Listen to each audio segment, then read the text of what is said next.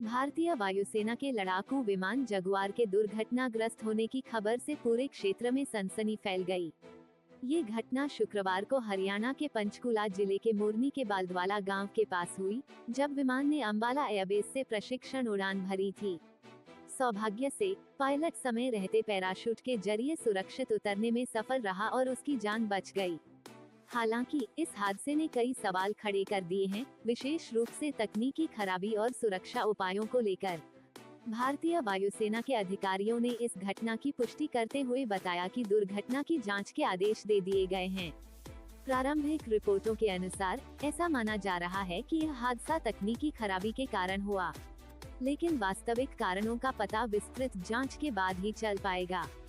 भारतीय वायुसेना में जगुआर जैसे लड़ाकू विमान रणनीतिक रूप से बेहद महत्वपूर्ण माने जाते हैं।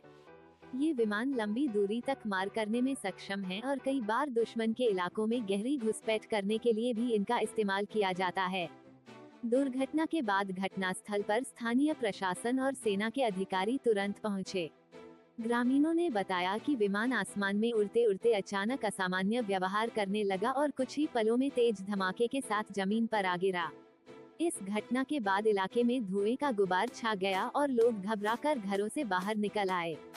गनीमत ये रही कि यह हादसा किसी रिहायशी इलाके में नहीं हुआ, जिससे जनहानि नहीं हुई। इस तरह की घटनाएं भारतीय वायुसेना के लिए एक गंभीर चिंता का विषय बन जाती हैं। पिछले कुछ वर्षों में कई बार तकनीकी खामियों के कारण लड़ाकू विमानों के दुर्घटनाग्रस्त होने की घटनाएं सामने आई हैं। वायुसेना लगातार अपने विमानों के आधुनिकीकरण और मेंटेनेंस पर ध्यान दे रही है, लेकिन बावजूद इसके ऐसी दुर्घटनाएं हो रही हैं। रक्षा विशेषज्ञों का मानना है कि जगुआर जैसे पुराने विमानों को अपग्रेड करने या उन्हें सेवा से हटाने की प्रक्रिया तेज की जानी चाहिए, ताकि इस तरह की घटनाओं को टाला जा सके। पायलट की सूझबूझ और त्वरित प्रतिक्रिया के कारण उसकी जान बच गई, लेकिन ऐसे हादसे न सिर्फ वायुसेना बल्कि पूरे देश की सुरक्षा व्यवस्था को लेकर गंभीर प्रश्न खड़े करते हैं। वायुसेना में दुर्घटनाओं की समीक्षा के लिए विशेष जांच दल गठित किए जाते हैं, जो हर पहलू की बारीकी से जांच करते हैं। लेकिन अक्सर इन जांचों की रिपोर्ट सार्वजनिक नहीं की जाती, जिससे आम जनता को ये पता नहीं चल पाता कि आखिर ऐसी घटनाएं क्यों हो रही हैं। दुर्घटनाग्रस्त विमान के मलबे को हटाने का काम तेजी से किया जा रहा है।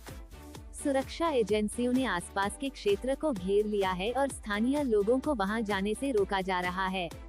वायुसेना के इंजीनियरिंग विशेषज्ञ दुर्घटना स्थल पर पहुंचकर यह समझने की कोशिश कर रहे हैं कि तकनीकी खराबी कहां और कैसे आई।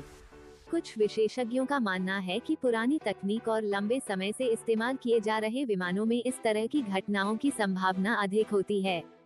भारत सरकार और रक्षा मंत्रालय लगातार इस बात पर जोर दे रहे हैं कि वायुसेना को आधुनिक तकनीक से लैस किया जाए। पिछले कुछ वर्षों में राफेल जैसे नए लड़ाकू विमानों को भारतीय वायुसेना में शामिल किया गया है, जिससे वायुसेना की ताकत कई गुना बढ़ी है। लेकिन अभी भी पुराने विमानों का इस्तेमाल जारी है, जो कभी कभी गंभीर दुर्घटनाओं का कारण बन सकते हैं।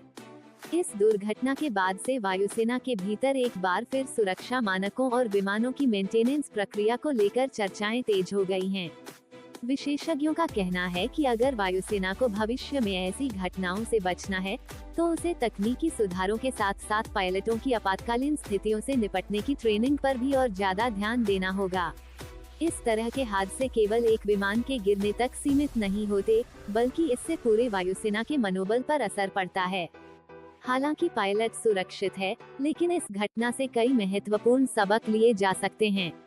भारतीय वायुसेना को अब ये तय करना होगा कि वह किस तरह से अपने पुराने विमानों का रखरखाव करे या उन्हें धीरे धीरे हटाकर नई तकनीक के विमान शामिल करे। इससे न केवल पायलटों की सुरक्षा सुनिश्चित होगी, बल्कि वायुसेना की युद्धक क्षमता भी और अधिक प्रभावी हो सकेगी।